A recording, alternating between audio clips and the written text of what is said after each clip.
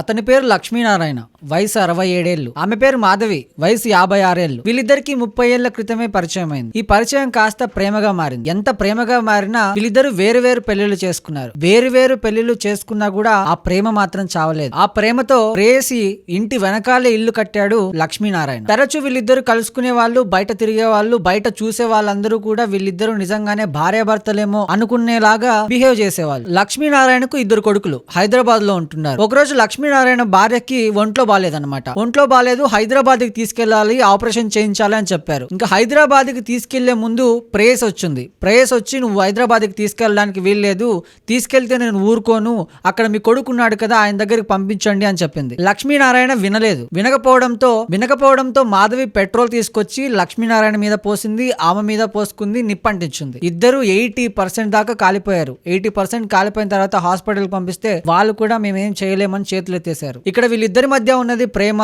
లేక వివాహేతర సంబంధమా అనేది మీరే చెప్పాలి. సో ఇలాంటివి కూడా మన సమాజంలో జరుగుతున్నాయి కాబట్టి సో దయచేసి చాలా జాగ్రత్తగా ఉండండి.